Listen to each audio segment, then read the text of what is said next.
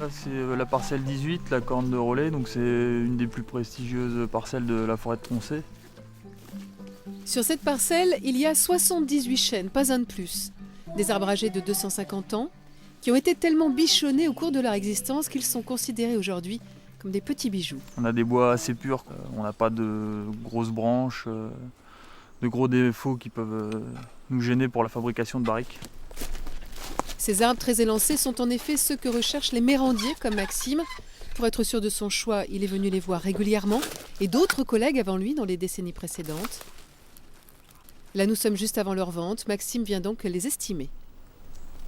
Je cube pied par pied en fait pour savoir la qualité qui nous intéresse dans chaque chêne. Donc je prends d'abord le diamètre et puis après je mesure à l'œil ma hauteur de qualité. Et après de savants calculs, il sait le volume de bois qui pourrait être réellement utilisé pour fabriquer des tonneaux et évaluer ainsi son prix d'achat. Mais il n'y a pas que Maxime qui est intéressé, d'autres mérandiers sont venus faire leurs estimations. Les marques de couleurs sur les troncs en attestent. Donc nous commençons par un article sur lequel il n'y a pas d'offre, sur les pins sylvestres. Ces mérandiers, les voici au milieu d'autres acheteurs de bois. Nous sommes là en plein cœur d'une vente de l'ONF. De nombreux lots de bois y sont vendus pour la charpente, les meubles, etc. Parmi ces lots, le fameux numéro 18 que Maxime a évalué, il est là avec son collègue Fabien.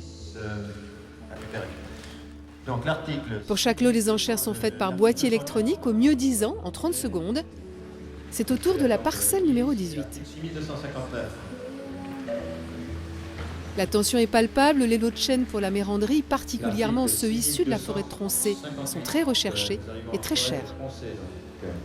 Donc l'article 6259 est attribué à la tonnellerie Nalalier pour 221 999 €.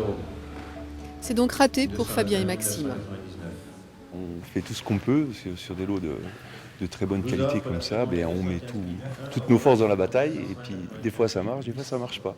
Aujourd'hui ça n'a pas été. J'ai pas réussi à acheter cette année. Voilà, c'est comme ça.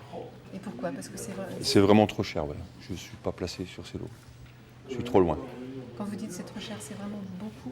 Ah ouais, c'est environ entre 20 et 30%. Et comment vous expliquez ça? C'est par le manque de bois de qualité sur le marché. Et puis il y avait quand même un lot qui était exceptionnel, qui est payé très cher, mais bon, c'est un lot d'exception. Heureusement, d'autres ventes ont été plus fructueuses. Voici donc de précédents lots achetés par Maxime et Fabien. Ils ont été coupés et en attendant leur transformation, arrosés pour les protéger des insectes et des champignons et garder ainsi toutes leurs qualités aromatiques et leur étanchéité. On va enlever le pied de l'arbre parce que les fibres ne sont pas droites. Donc on va éliminer cette partie-là et ensuite tracer des pièces de bois qui vont représenter en moyenne à peu près 1 mètre de longueur avant de les passer après dans la production. Voilà. Les billots sont ensuite fendus par moitié et refendus en plusieurs quartiers en suivant respectueusement le fil du bois. Si on ne respecte pas ce fil-là, on va remettre en cause l'étanchéité de la barrique. Donc la phase de fonte est le premier préliminaire avant de façonner la pièce. Façonner la pièce, c'est-à-dire la scier pour obtenir une planche, le mérin, c'est lui qui sert de base à la fabrication du tonneau. Et mine de rien, c'est une pièce presque parfaite. À chaque étape, en effet, les scieurs ont traqué le moindre défaut. En moyenne, on est sur une base de 30%, et les 70% restants ont été éliminés au fil du process de production parce que l'écorce, on ne l'utilise pas, l'aubier, on ne l'utilise pas, la partie vivante de l'arbre, le cœur est éliminé.